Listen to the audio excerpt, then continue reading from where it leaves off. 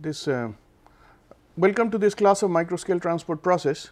What we are discussing is various microfabrication techniques, in particular photolithography, and we have already discussed how to transfer a pattern using a mask and a mask aligner, and what is the use of photoresist, how this photoresist is coated on a silicon substrate.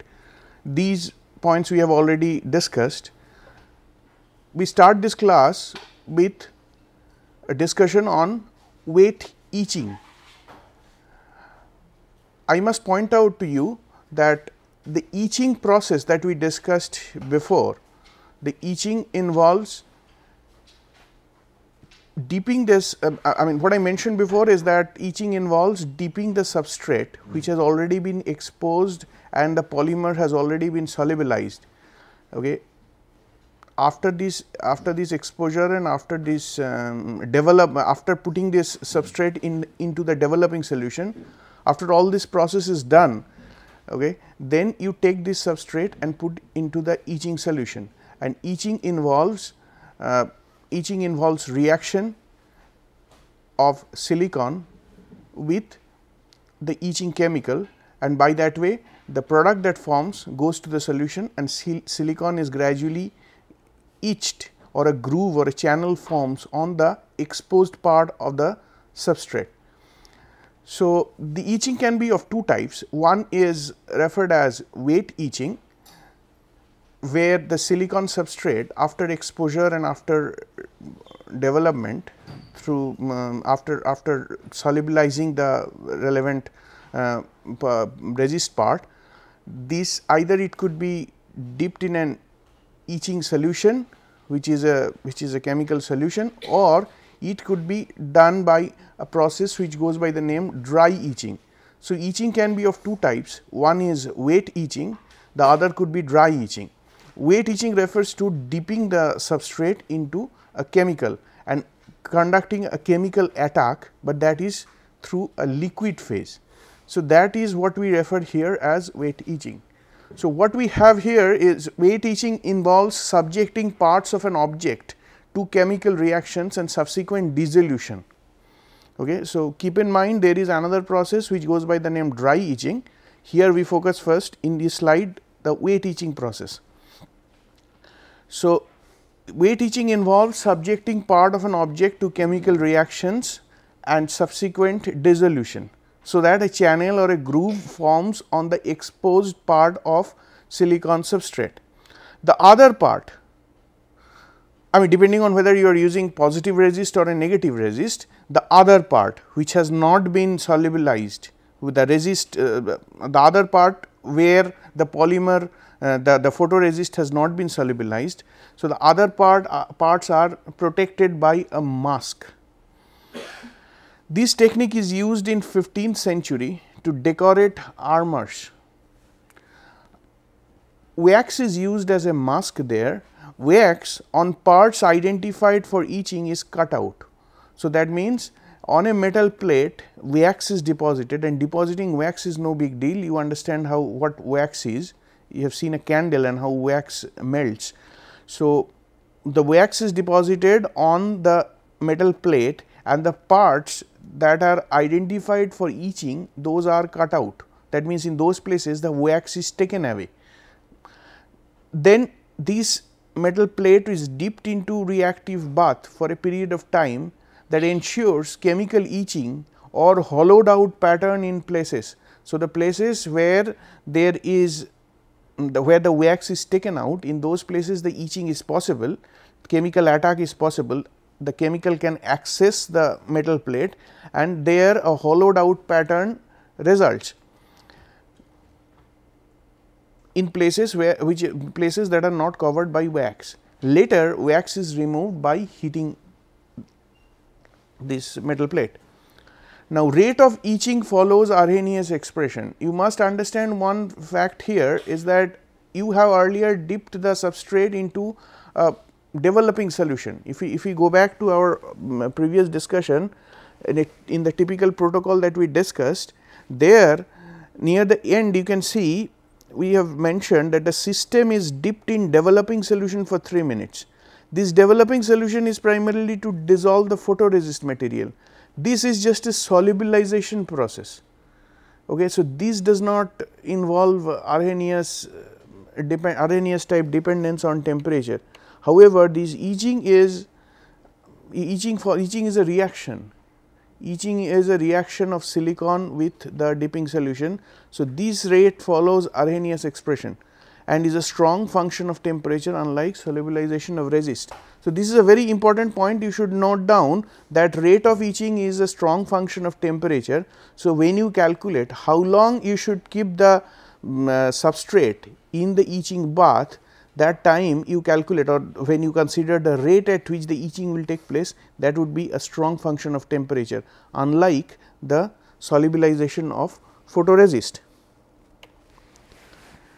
Now, I must point out here, when it comes to wet etching, there are two types of etching possible. One is anisotropic etching and other is isotropic. Isotropic means it is identical in all directions. Anisotropic means it has some preference. It has some preference. It has a preferential etching in one particular direction. Now, here I would like to point out once again that this 1 planes of silicon are highly packed with atoms. Let me revise once again this, what this 1 plane is. Silicon crystal is made of, it is basically silicon follows a crystalline structure. It has the atoms are arranged in a particular manner. It is not like glass, which is amorphous and there is no particular arrangement. So, in silicon crystal the atoms are arranged in a particular manner, and that manner is that it is face centered cubic lattice, interpenetrating network of face centered cubic lattice. Face centered means you have a cubic lattice, that means a cube, that means atoms are placed on all corners of a cube. Face centered cubic lattice means over and above these atoms there are more atoms at the center of each face. Okay. So, other than the atoms in the corner, there are atoms at the center of the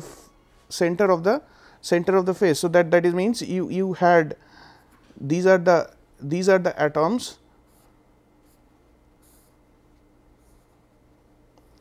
So, this is a cubic lattice and you have the atoms are in place. Okay. So, these are the atoms. Now, over and above these atoms you have atoms at the center of each face, there are atoms. Okay. Now, this is one face centered, this is a face centered cubic lattice structure. Now, I said interpenetrating network of face centered cubic lattice, that means you have one such cube, you place another cube on top and then move that cube by a distance, as I pointed out in the last class, 1/4, 1/4, 1/4 in x, y and z direction. So, in that case the whatever structure that results, that would be considered this interpenetrating network of face centered cubic lattice structure, which is basically the crystalline structure of silicon. Okay. So, because of this structure you have 1 planes of silicon which are highly packed. This 1 this refers to the Miller index. Okay. In the last class we have discussed what Miller index is, and you have to look into this, how this 1 how these are defined. So, velocity of etching is slow along planes 1 and fast along 1 or 1 let me point out once again very quickly what this 1 plane is. As per the Miller indices,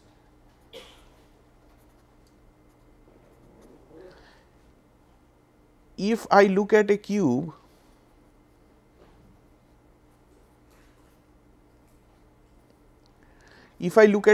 I find one plane, it is making intercept to the x, y and z axis. What is the value of that intercept? Okay. So, I will have intercept for the x axis, I will have another intercept for the y axis, another intercept for the z axis for each plane, and that intercept value, reciprocal of that intercept, these are these numbers that I have here. So, as far as this plane is concerned, this has an intercept on y at an unit distance away from the center. So, it is making an intercept at 1 as far as this y direction is concerned, but when it comes to the directions x and z, this plane does not intercept at all, or in other words it intercepts at infinity. So, when I look at 1 by 1, 1 by infinity and 1 by infinity, what I get is 0 1 0. So, that is what this plane refers to. Similarly, you can come up with a plane 1 1 1.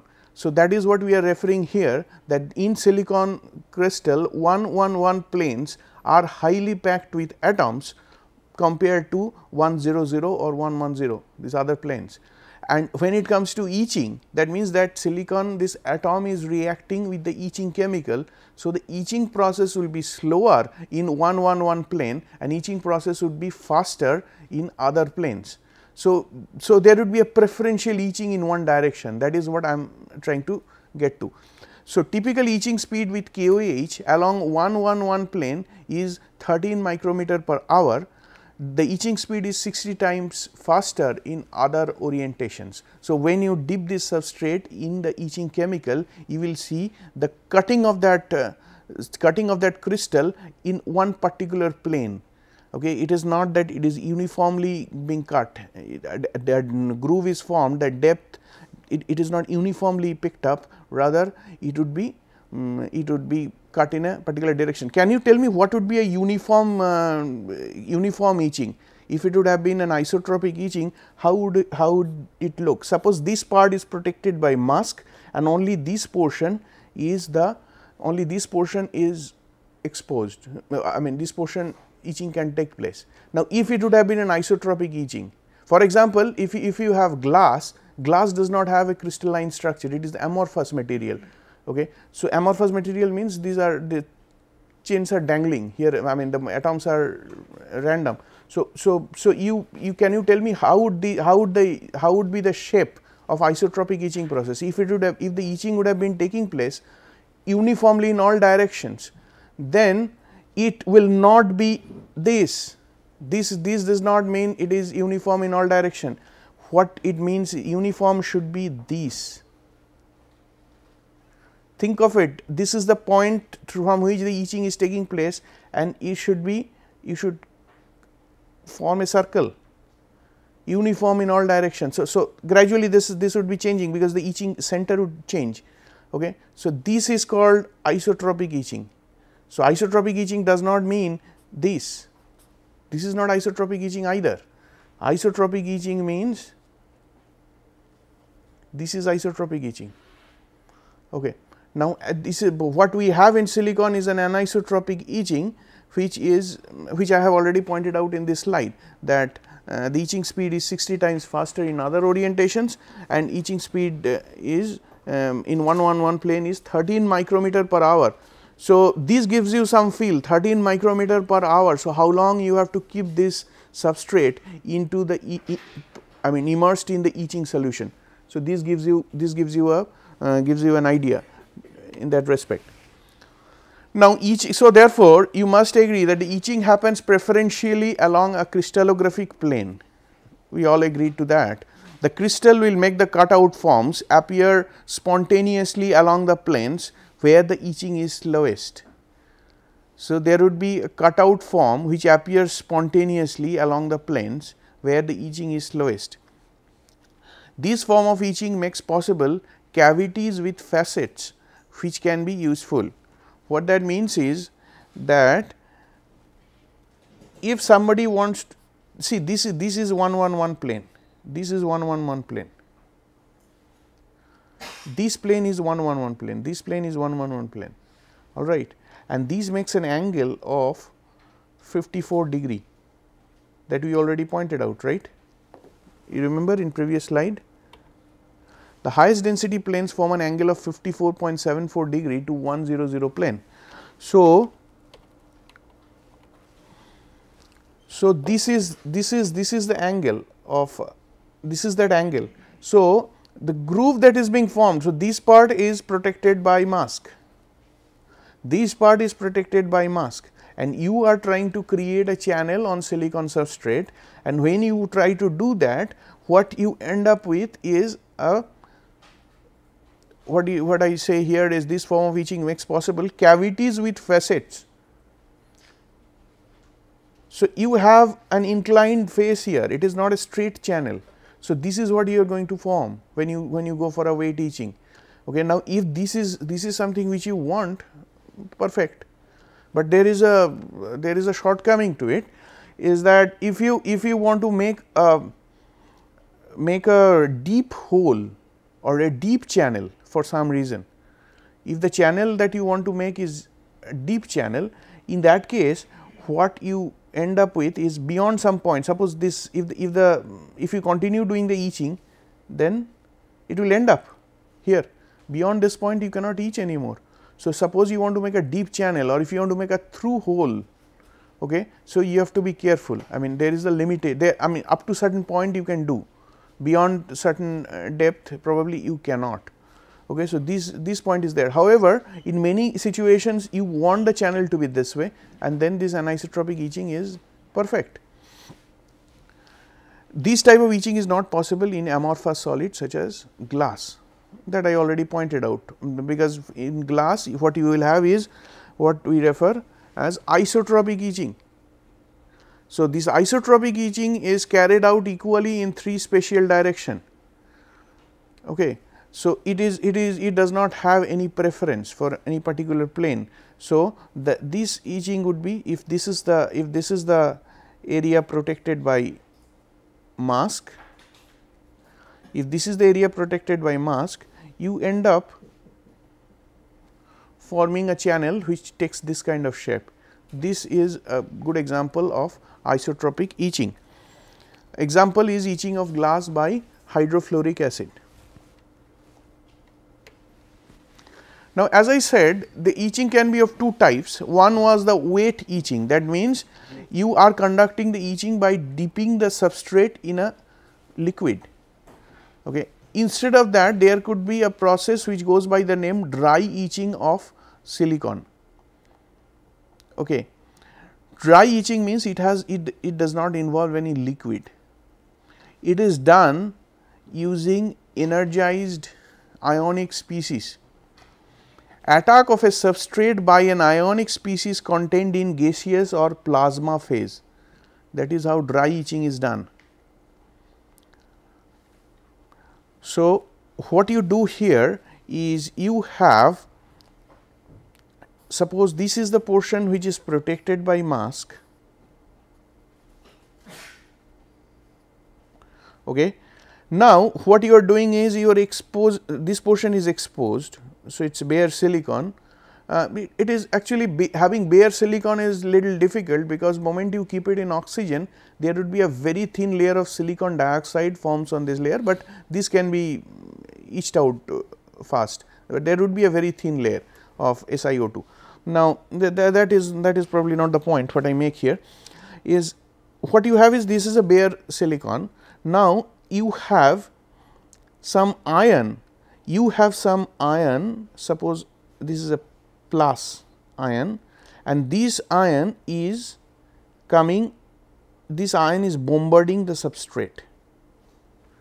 So, this ion is energized. How do you energize this ion? First of all, you apply a voltage, pretty high voltage, and then you apply vacuum as well. So, this medium is vacuum, you have certain selected gas which can be ionized, and then apply a voltage. Okay. These ions are energized, and these ions are pretty much they are ballistic. So, they bombard the surface of the substrate, and then there is a reflection also going on in this direction.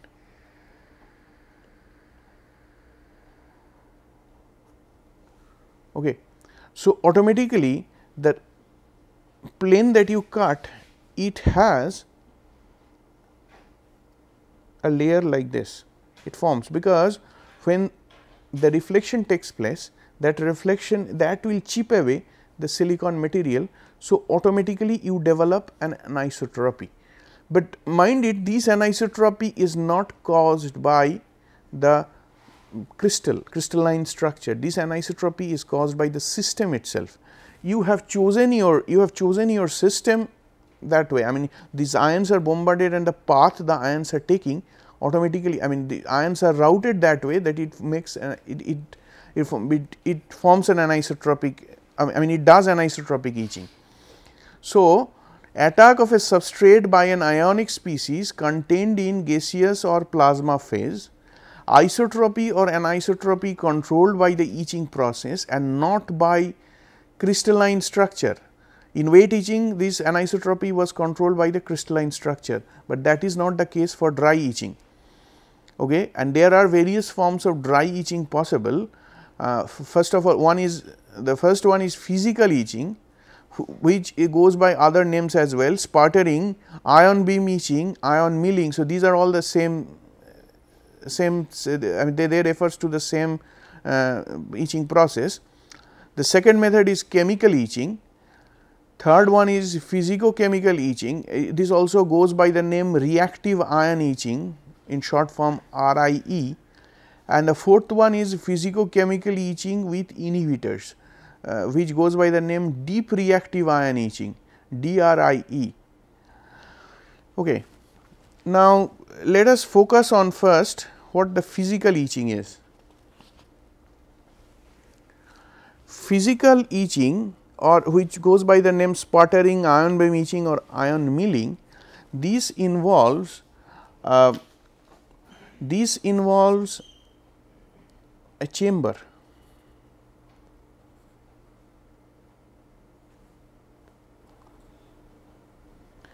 You apply vacuum here and you introduce some gas here. A common gas could be CF4, which can be ionized. Okay, CF4, CCl4 is carbon tetrachloride. CCl4 is used for certain form of chemical etching. This I mentioned about those 4 methods. The fourth one, DRIE, that use CCl4. Physical etching, it is done by CF4. This CF4 would be ionized. Now, here you have anode and cathode.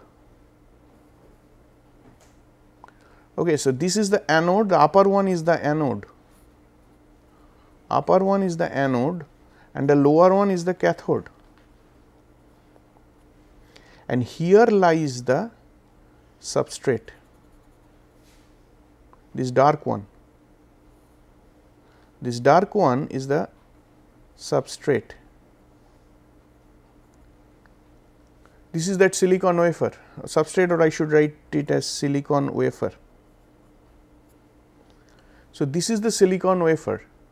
This silicon wafer is placed on the cathode, okay, and you have this anode, and these ions are accelerated in an electric field. So, let me go back to let me look at the slide here.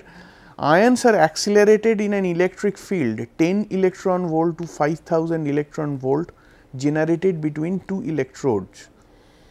Okay. So, ions bombard the surface of a target.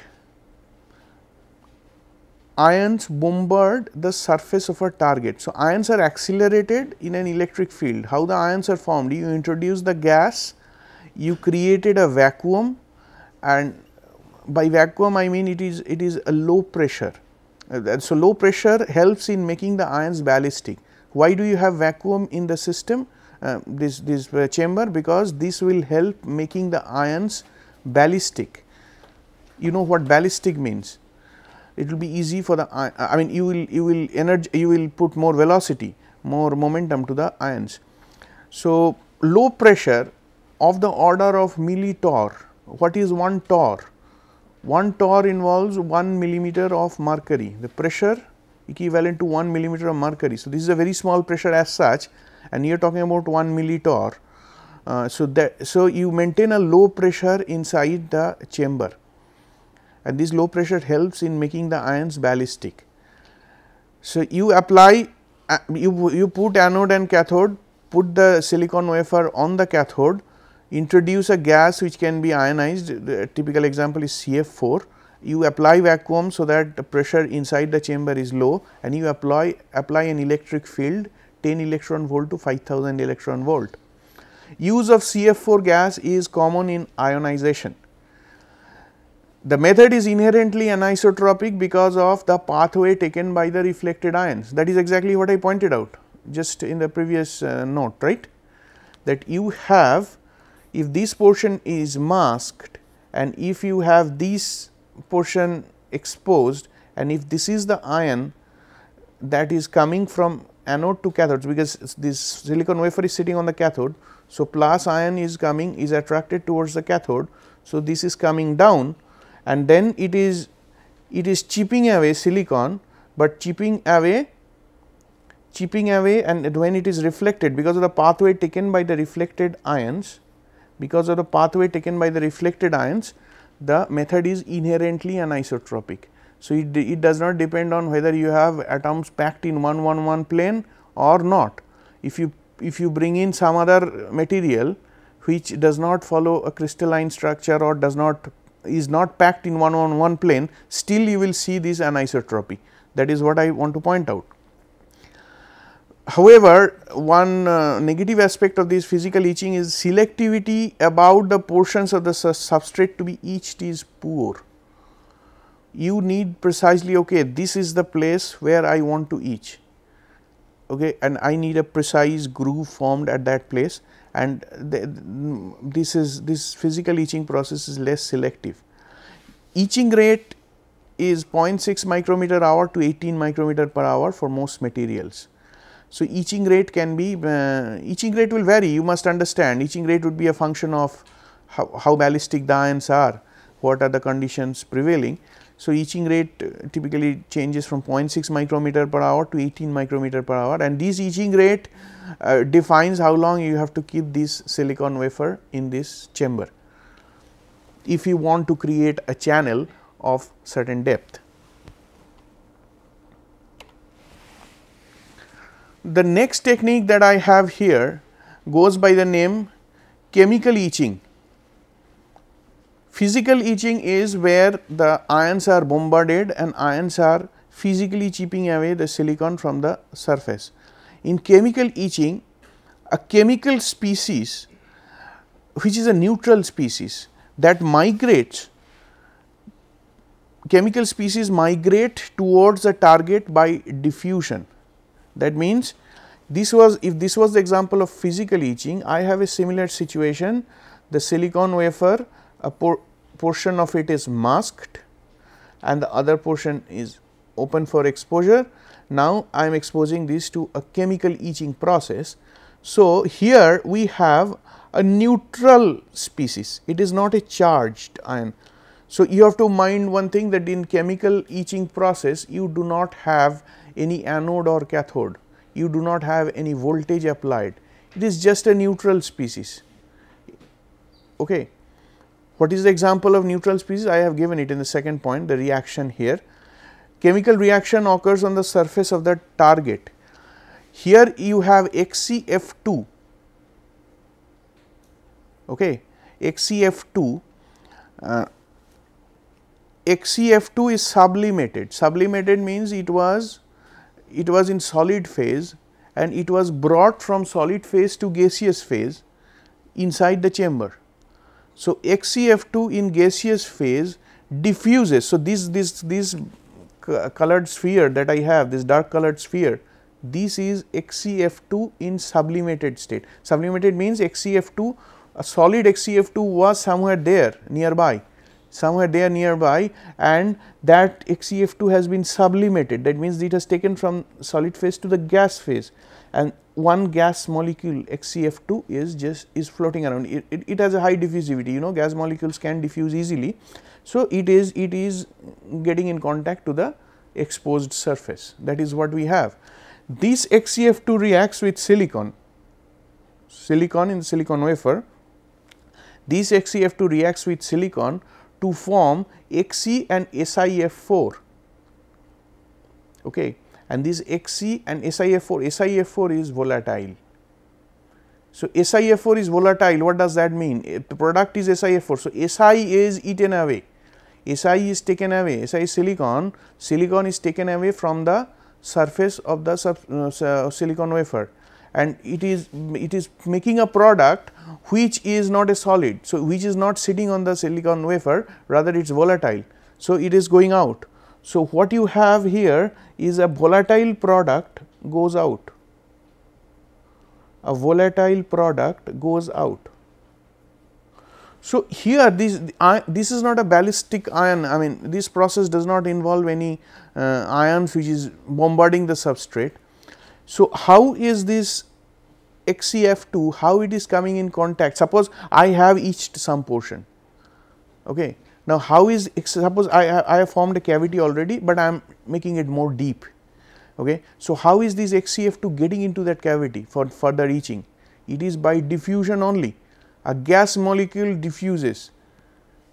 You know what a diffusion process is.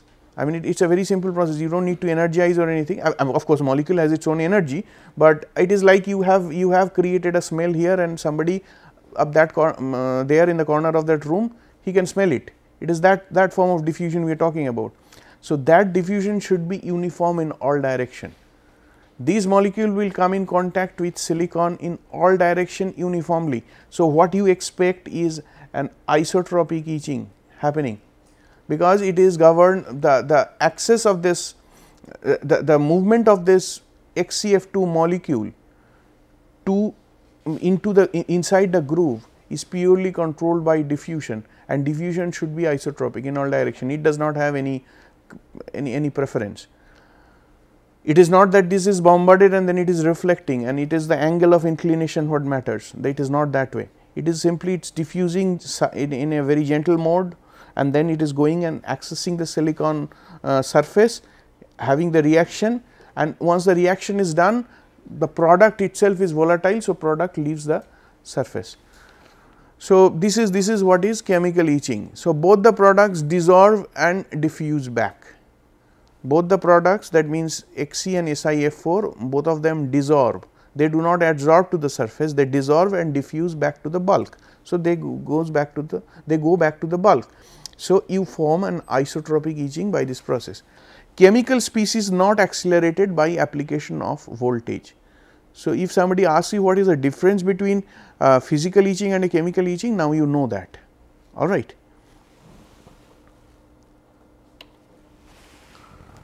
The other points that need to be noted here is volatile products here are not reflected. I pointed out this, it is not like ions which has an angle of inclination and a reflection. Movement is diffusive and not ballistic. So, mostly isotropic etching will result. Etching rate is micrometer per minute. However, the etched surface is rough, that is the people who are practicing it, that is what they said. Pressure is maintained at 0.1 torr to 1 torr. You may ask me why it should be, why the pressure is still low. If you have a low pressure, you can have probably a higher mean free path of molecules, and which you are trying to utilize here, because the molecule has to penetrate into the groove. So, probably something of that is happening there. It is pressure is maintained at 0.1 torr to 1 torr. Of course, the level of vacuum is not that much as it was in physical etching. Physico-chemical dry etching. Now, at the very outset I pointed out that there are 4 types of dry etching possible. Here we are talking about dry etching and not wet etching, which we discussed before, putting the silicon wafer in a liquid and the etching takes place in the liquid phase. That was wet etching, this is dry etching. And under dry etching we have 4 categories: physical etching, which goes by other names as well, and probably the other names are more common. You might have heard of, okay, I have gone for iron, I mean this material has undergone iron milling, etc. So, we have discussed already the physical etching and chemical etching, the first 2 categories. When we come to the third category, physico-chemical etching or physico-chemical etching with inhibitor, you want to get the benefit of both worlds, physical etching process as well as the chemical etching process. So, that is what is referred as physico-chemical etching, take the benefit of both processes. This physico-chemical dry etching, that also goes by the name reactive ion etching, RIE. This is combined effect of physical and chemical etching. So, what that means? This means that you have, as before, you have a masked portion and you have a portion of the wafer which is exposed, which is open for exposure. Here you have a neutral species as it is in chemical etching, and also you have a ion as it is in physical etching, and both are doing the etching. And incidentally, I mean, I can tell you how the shape would look like. I mean, it would be interesting because one is isotropic and another is anisotropic. What I find is that the shape would be something like this. Shape would be something like this. So, this is what you have. You have both volatile products coming out. So, it will not be entirely depending on physical etching. So, the reflection of ion would be less, but still it is not isotropic. It is basically you are merging the two schemes. So, you can expect it would be halfway between the two, and that is probably what has happened here. So, that is how the shape would look like, and this shape, by the way, is not an isotropic one. This is what is isotropic etching. This is still anisotropic, but it is not forming a facet, forming a slanted surface. So, here this reactive ion etching is commonly used in micro fabrication. It is a more common method, this reactive ion etching, than other techniques. It is a combined effect of physical and chemical etching. Here the target is placed on the cathode. We have already discussed how the physical etching was taking place. You remember that you have an anode, you have a cathode, and you have the silicon wafer sitting on the cathode. So, here also the same thing is happening. You have, because you will have this gas, you will have target placed on the cathode. Cold plasma breaks down CF4 to CF3 plus F minus and makes the ion ballistic at low pressure. Okay. So, this is having an etch rate 10 times that of physical etching. So, this etching process here, the etching rate is 10 times that of physical etching, and good in etching silicon dioxide. Wet etching of silicon dioxide takes time from the surface of silicon wafer. So, what essentially the last 2 points, what they mean is that physico-chemical dry etching is good to etch silicon dioxide. Silicon dioxide, as I said, silicon dioxide will form automatically. If you leave a bare silicon in atmosphere, the oxygen is there, that oxygen will react and it will form a nanometer scale layer of silicon dioxide. It will form automatically, okay, and that has to be etched. So, any etching you start, the moment you start the etching process, you have to first etch silicon dioxide and then etch silicon, and etching silicon dioxide is not that it's more difficult than etching silicon. Okay. And in some cases you intentionally give us a silicon dioxide cover on silicon surface. If you heat silicon wafer to say 600-700 degrees centigrade in oxygen in air, automatically you will form a silicon dioxide layer which is much thicker, and that breaking that silicon dioxide layer would be difficult. That breaking that silicon dioxide layer simply by wet etching is difficult. Typically this dry etching process is good to chip away that silicon dioxide layer, and more importantly this physico-chemical dry etching, since it is 10 times faster than physical etching, this method is further, I mean, it is preferred to etch silicon dioxide layer. So if you have a question in your mind, why do I etch silicon dioxide, because I was working with silicon wafer, you said it is a monocrystal and you have all kinds of things, face centered cubic lattice, etc. Why am I getting into silicon dioxide? Because this is because silicon dioxide automatically forms if you leave it in atmosphere, and at times you can have silicon dioxide as a mask intentionally made on silicon wafer, and you have to etch that silicon dioxide first. You have to remove that layer, then only you can get in contact with the bare silicon. So, etching that layer this method of physico-chemical dry etching is good. The fourth method, as I said, you are taking benefit of both physical etching and chemical etching. On top of that, you have another addition to it, which is physico-chemical etching with inhibitor. Inhibitor is a new item here, inhibitor. This method also goes by the name deep reactive ion etching, DRIE, and this is very common. I mean, if somebody is making a through hole in a silicon wafer, that means you have a silicon wafer which has a thickness of 500 micrometer and you want to make a through hole, and that hole diameter has to be very small. So, you are creating a hole which has a very high aspect ratio. That means, what I mean by aspect ratio, I have a silicon wafer, this is the wafer, this is the wafer, and I want to make a through hole like this through the wafer.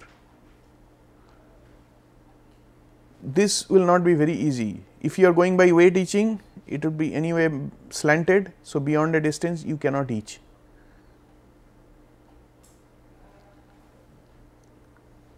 If you are doing a physical etching, you will end up with some kind of anisotropy because of this bombardment and reflection of ions.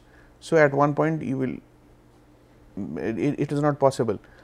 This thickness of a silicon wafer, I said, is 500 micron, and if this diameter of the hole is less, say we are talking about say 10 micron or 20 micron. So, you can think of the aspect ratio of this and how will you etch this. So, that is an issue here, and this deep reactive ion etching is very popular technique for doing this job. The way it works here is that it is basically a physico-chemical etching. However, the reaction products, in case of a chemical etching, I said it is the reaction product, the product that is formed is volatile. So, it dissolves from the surface and diffuses back to the bulk. But here the product that is formed, I mean, so you are tailoring this process in such a way so that the product that is formed, it is non-volatile, the reaction product is non-volatile. You can achieve this by you choosing the gas carbon tetrachloride instead of CF4, you need to use Cl4. So, non-volatile component, which we are referring here as inhibitor, is deposited on the neighboring vertical surface. What does that mean? You have this portion masked and you have this portion as exposed as before, the silicon substrate here, and then you are forming you have introduced one, it is basically physico-chemical etching. So, you have a neutral species and you have a ion, and both are doing the job. Now, the product that is formed, it is neither the chemical, see the ion whichever is reflected, it will go out. Okay.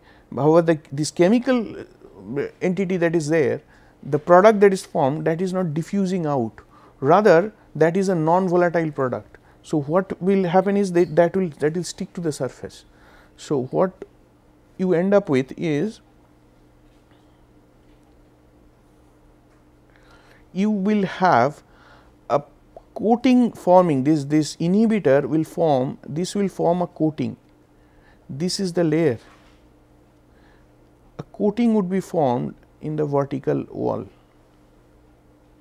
a coating will be formed. This coating is made of product of this chemical etching process. In a chemical etching process, the product was volatile, so it can diffuse back to the surface. Here the product is not volatile, so it will be deposited next door. So, next door is basically the vertical surface, because this product is trying to rise up, but since it is not volatile, it has to stay there itself. So, what you end up with is a polymerized protective film formed on the vertical surfaces. So, it is your choice of the chemical that you have which is making this making this protective film. So, I repeat once again, physico-chemical etching with non-volatile reaction products, the gas here is CCl4, non-volatile component which is referred as inhibitor is deposited on the neighboring vertical surface, a polymerized protective film is formed on the vertical surface. Now, this film protects the vertical surface from the reflected products. So, ions are reflected back and on the way it creates the anisotropy, that is how physical etching was happening. Here this protective cover will ensure that no more chipping takes place from the vertical surface. So, the film protects the vertical surface from the reflected products arising from ballistic ions, because you had ballistic ions as well as chemical species both present there. So, therefore, very deep structure of the order of 500 micrometer with aspect ratio of 30:1. 30:1 means 1 is the diameter of that hole and 30 is the depth of that hole. That kind of aspect ratio is achievable. So, this DRIE method is truly very popular method if somebody wants to make a through hole in a silicon wafer. In many occasions that is required, and through hole with high aspect ratio. So, 500 micrometer means okay, it is palpable, and 500 micrometer I can see on a ruler, but as I said 10 micrometer, the aspect ratio, creating that aspect ratio, this method is very popular, and making a through hole of high aspect ratio is difficult from wet etching due to anisotropy. This you already have appreciated.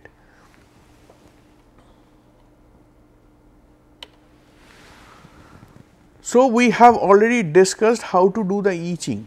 We have so you have to we have a process which goes by the name spin coating, which was used to coat the substrate by photoresist material. Then we have a mask aligner to set a mask on top of that. Then we have a light source, and we illuminate. We change. We have chosen the photoresist material which has certain photo solubility properties, and by that method we have created an exposed part and an unexposed part, and then we have, after we have done that, we have gone for the etching process. Etching can be of two types, it could be wet etching or it could be dry etching, and this wet etching and dry etching processes I have already discussed. I mean, by now you should get an overview of how these systems work. Now, once you have created the channel, so what you have done, you have taken a silicon wafer 500 micrometer thick, other dimension is 4 inches, and you have taken that wafer and you have created a channel. If somebody wants to make a T joint, he can do that. So, you have engraved a channel on that substrate. That part is done. Next, what needs to be done? If you are creating a microfluidic or micro scale structure, on that channel there needs to be a deposition of other material. Okay? And once the deposition is done, probably you have to put a lead on top of this. So, you have to take another wafer and put it as a lead, okay, and then bond it. And then you have to make some external ports, you have to put some external ports, so that these bonded the two layers, that sandwich that you form, then that has some connection with the external world. So, that when you are putting the fluid, putting the sample, you can put it. So, you need some connection, some inlet outlet ports in that microstructure device, and you are done. So, what you have done, you have taken a silicon wafer, you have created a channel, created one channel, multiple channels, whatever you want. Okay. Now, within that channel you will have catalysis, within that channel you have reaction happening, within that channel you will have electrodes, within that channel you will have separation. So, everything will happen there inside the channel. Channel can be will have a circular geometry, that depends on how you designed your mask and how you transferred the pattern. Okay. Once you have done the channel, then the other thing that you need to do is you may have to deposit some other material inside the channel, that is a possibility, and then at the end of it you have to take another wafer and put it on top and then bond it, so that this whole system becomes watertight. You put a sample and the sample should not leak from the side. So, you have to make a truly strong watertight structure, and then you make inlet outlet ports. So, that the structure can interact with the external world, and then you are ready. That is what your microstructure device is. So, once we are done with this, so we can say that okay, this is the microstructure device I have, and it will start, you can start the play with that instrument. So, we have already talked about how to make the channel. Now, we are getting into this deposition on silicon and glass. Deposition is required to form electrode, catalyst, thermal or electrical insulation, adsorbent, optical elements on the wall of the channel.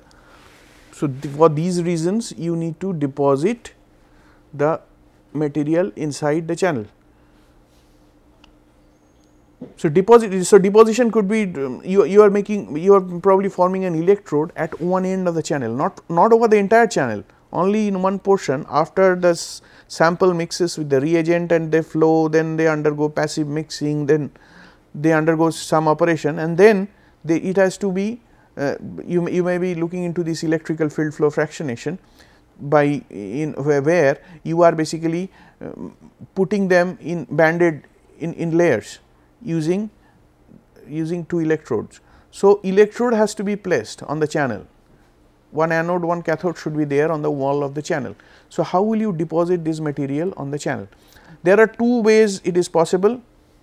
One goes by the name physical vapor deposition and the other goes by the name chemical vapor deposition.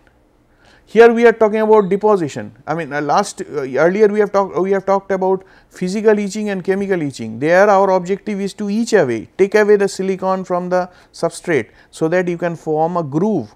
Here the idea is to deposit another material on that groove, okay, and that deposition is possible by physical method or chemical method.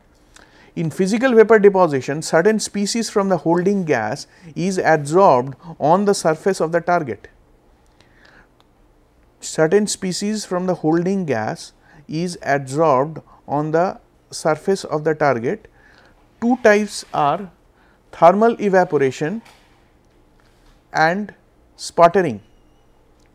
There are 2 types of physical vapor deposition possible. One goes by the name thermal evaporation and the other goes by the name sputtering. I will discuss this in the next class, what this thermal evaporation and sputtering, what are these. The other deposition method is chemical vapor deposition. This is the short form is CVD, and it is again a very popular technique. Here certain species from the holding gas reacts with the target, forming compounds that are chemically bonded to the target. So, you have a chemical reaction happening, you have chemical vapor deposition, and when it is done just by a physical adsorption method, it would be physical vapor deposition. You can of course, there is a you can always go for an electrolytic method for deposition. You have already studied what this method is, how to make a electrolytic deposition. You put it in an electrolytic bath from a liquid form, you can make a deposition. Of course, you may say that it is you can even do a precipitation. You can have that material precipitated on the surface. However, one thing I would like to tell you at the very outset, that why people are going through this route, why they are going for deposition from vapor phase. I mean deposition on silicon and glass, but nobody is talking about deposition in the form of precipitation or things like that. Here you are talking about deposition from the vapor phase. The advantage here is that when you are in vapor phase, the diffusivity of the molecules are or the molecules can access the substrate, can access the surface much easily. Okay. So, if a crystalline structure forms, that crystalline structure would be it would be more homogeneous, but if it is a deposition from the liquid phase, then there would be mass transfer limitations coming into play. You know that diffusivity in a liquid phase and diffusivity in the gas phase, they are different, they are orders of magnitude different.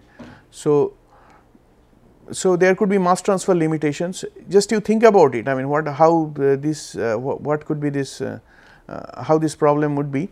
Of course, this chemical in the next class I will discuss what is physical vapor deposition and chemical vapor deposition are, but this deposition from the liquid phase, from a liquid bath, is also very popular by the way.